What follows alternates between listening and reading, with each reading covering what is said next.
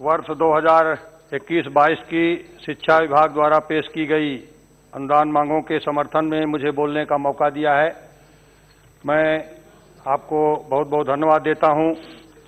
माननीय शिक्षा मंत्री आदरणीय रमेश पोखरियाल जी निशंक जी तथा माननीय प्रधानमंत्री जी और वित्त मंत्री जी को भी बहुत बहुत बधाई देना चाहता हूं कि उन्होंने बहुत पुरानी शिक्षा की व्यवस्था जो मैकाले शिक्षा की नीति थी उसको खत्म करके नई शिक्षा नीति में बदलाव ला करके देश को दुनिया के मुकाबले फिर से विश्व का गुरु बनाने की तरफ अग्रसर होने की तरफ एक कदम आगे बढ़ाया है।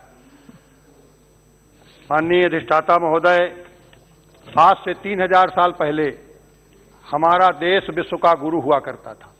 दुनिया को ज्ञान विज्ञान देने वाला भारत था और वो भारत जो दुनिया को ज्ञान विज्ञान देने वाला भारत था, विदेशी आक्रांता आए, हमारी सभ्यताओं को नष्ट भ्रष्ट किया। तक्षशिला, नालंदा जैसे विश्वविद्यालयों की हमारी दुर्गति करने का काम किया और यहाँ का धन धान वैभव, हमारे शिक्षा के मंदिर, हमारे मंदिर लूट करके हमें लाचार गुलाम बनाने का काम किया। और यहाँ पर नारी विद्या नधीयताम की हमारे पास एक ऐसी परिपाटी डालने का काम किया। लंबे समय तक हमें शिक्षा से वंचित रखा गया और यही कारण रहा। विदेशी आक्रांताओं ने लंबे समय तक राज किया। जब अंग्रेज आए, अंतिम आक्रांता अंग्रेज रहे, उस समय मैं मां सावित्रीबाई फुले को बधाई देना चाहता हूं। उन्होंने 1848 के दशक में पूना की धरती पर नारी के लिए पहली पाठशाला खोल करके और नारी को शिक्षा देने की शुरुआत किया। लेकिन उस जमाने में भी उनको जब वो शिक्षा देने जाती थी तो दो साड़ियां लेके वो स्कूल जाती थी। एक साड़ी उनको गोबर और कीचड़ से मार करके सान दिया जाता था, दूसरी साड़ी वो स्कूल में पहनती थी। समाज से बहिष्कृत उनको किया गया था, लेकिन फिर भी उन्होंने हार नहीं मानी। नारी शिक्षा को बढ़ावा देने के लिए उन्होंने सतत प्रयास किया। मैं उनको नमन बंदन करना चाहता हूं। आज मैं बधाई देना चाहता हूं माननीय प्रधानमंत्री जी को, मोदी जी को। उन्होंने नारी शिक्षा को बढ़ावा देने के लिए और नारी को बढ़ावा देने के लिए उन्होंने पहली बार भारत के इतिहास में महिला रेजिमेंट की स्थापना करके और नारी को सम्मान देने के लिए आज हमारी बेटियां आज फौज में तोप गोला बारूद लेकर के विश्व में उन तमाम देशों के मुकाबले खड़ी हुई हैं। मैं बधाई देना चाहता हूं। यही नहीं, आज लड़ाकू विमान उड़ाने का मौका माननीय प्रधानमंत्री जी ने दिया है। माननीय अधिष्ठाता महोदय, मैं आपके माध्यम से मैं इस समय जो नई हमारी शिक्षा नीति आई है उसको मैं बधाई देना चाहता हूं। किंतु हमारा भारत गांव में बसता है और गांव का जो गरीब किसान मजदूर है उसके बच्चे उन प्राइमरी के प्राथमिक स्कूलों में पढ़ते हैं जहां से वो शिक्षा ग्रहण करते हैं। जो थोड़ा सा संपन्न परिवारों के लोग हैं उनके बच्चे कॉन्वेंट में जाते हैं, अच्छे स्कूलों में पढ़ते हैं, उनको अच्छी सुविधाएं मिलती हैं। लेकिन जो गरीब मजदूर, ठेलिया वाला, रिक्शे वाला, खुमचे वाला, जो छोटा मोटा कारोबारी व्यापारी है, किसान मजदूर है, उसके बच्चे उस गांव के प्राथमिक स्कूल में पढ़ते हैं और वहां पर आज भी 70, 60, 65 सालों तक जिनकी सरकारें रहीं उन स्कूलों को बदहाल करने का काम किया। मैं बधाई देना चाहता हूं माननीय प्रधानमंत्री जी को, उनकी पूरी टीम को, माननीय शिक्षा मंत्री जी को कि उन्होंने उन विद्यालयों का कायाकल्प करके उन प्राथमिक स्कूलों में नए ढंग की शिक्षा देने का काम और अंग्रेजी मीडियम के स्कूल हमारे उत्तर प्रदेश में माननीय मुख्यमंत्री जी ने हमारे उनको कायाकल्प करके उन विद्यालयों को और अंग्रेजी मीडियम के स्कूल बना करके उन स्कूलों में आज अच्छी शिक्षा देने का, गुणवत्तापरक शिक्षा देने की शुरुआत माननीय प्रधानमंत्री जी के सहयोग से माननीय मुख्यमंत्री जी हमारे उत्तर प्रदेश में उन्होंने किया। मैं आपको बधाई, माननीय मुख्यमंत्री जी को, माननीय प्रधानमंत्री जी को आपके माध्यम से बधाई देना चाहता हूं। और यही नहीं, आज हमारे माध्यमिक के जो स्कूल हैं, माध्यमिक के स्कूलों की हालत इतने लंबे समय तक, माननीय अधिष्ठाता महोदय, माध्यमिक स्कूलों में हमारी 80% जो हमारे छात्र छात्राएं हैं वो वित्त विहीन स्कूलों में पढ़ते हैं। वित्त पोषित स्कूल और राजकीय स्कूल जहां हमारे हैं वहां आज भी शिक्षकों की कमी है। एक राजकीय स्कूल में मुश्किल से एक टीचर 2 विद्यालय का संचालन करता है। राजकीय विद्यालयों में एक टीचर 2 विद्यालयों का संचालन करता है। माध्यमिक की स्थिति तो बड़ी जर्जर है। माध्यमिक में 80% वित्त विहीन विद्यालय खड़े हैं और वित्त विहीन विद्यालय बंद कर दिए जाए तो 80% हमारी माध्यमिक की शिक्षा व्यवस्था की रीढ़ चरमरा जाएगी, व्यवस्था चरमरा जाएगी। मात्र 20 से 25% माध्यमिक की शिक्षा हमारी वो राजकीय और वित्त पोषित विद्यालयों के सहारे। तो मेरा सरकार से आग्रह है, माननीय मंत्री जी से आग्रह है कि उन माध्यमिक विद्यालयों की तरफ ध्यान दिया जाए जहां गांव के गरीब के, मजदूर के, कमेरे समाज के बच्चे, छोटे मोटे कारोबारियों के बच्चे पढ़ते हैं, बच्चियां पढ़ती हैं। मैं बधाई देना चाहता हूं माननीय प्रधानमंत्री जी को कि आज हमारी बालिकाओं की संख्या उन विद्यालयों में बढ़ी है। बालिकाओं का एडमिशन हुआ है। बालिकाएं जब छुट्टी होती है उन माध्यमिक के स्कूलों में तो आज बालिकाओं की लाइनें, लंबी लंबी लाइनें देखने को मिलती हैं।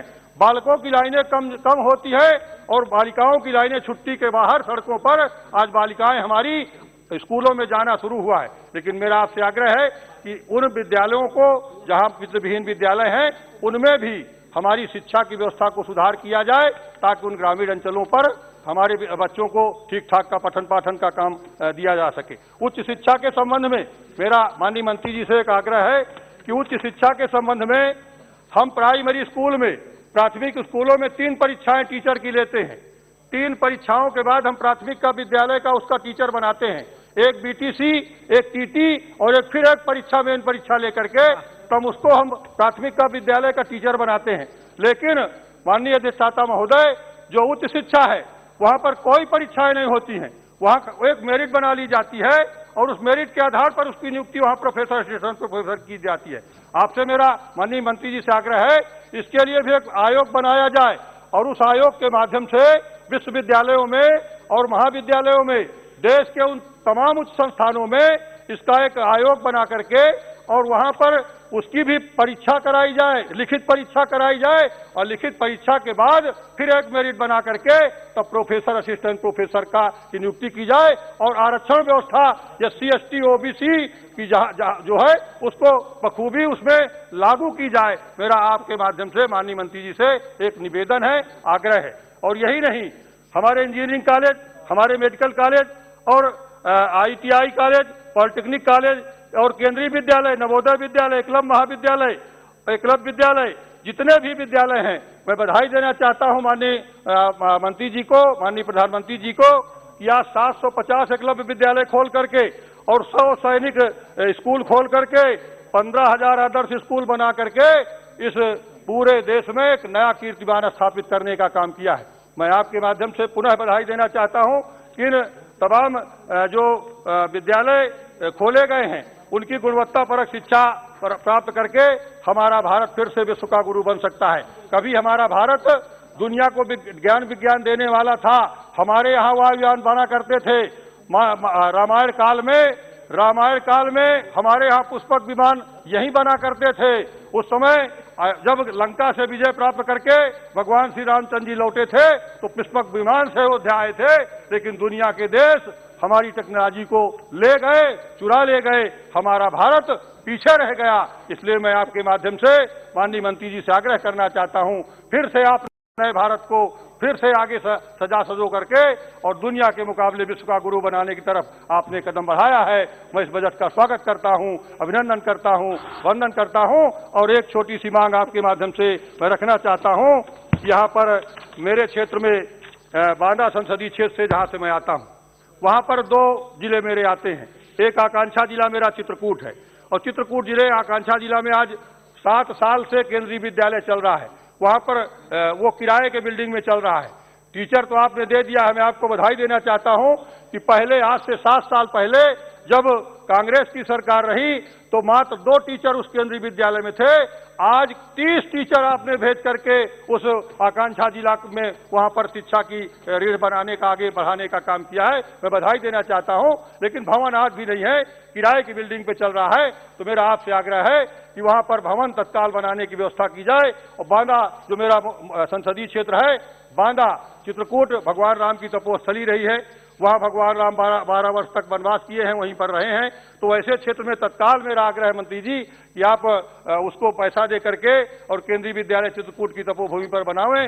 और बांदा में भी मेरे केंद्रीय विद्यालय की स्वीकृति आपने प्रदान कर दिया है। वहां पर भी जमीन उपलब्ध करा दी गई है कृषि विश्वविद्यालय के अंदर। तो मेरा आपसे आग्रह है कि तत्काल उसका भी भवन निर्माण बना के इस सत्र में उसका भी संचालन शुरू कराया जाए, बांदा का भी केंद्रीय विद्यालय। आपसे मैं ही मांग करता हूं। बहुत बहुत धन्यवाद और इस बजट का समर्थन करता हूं। बहुत बहुत धन्यवाद। जय हिंद।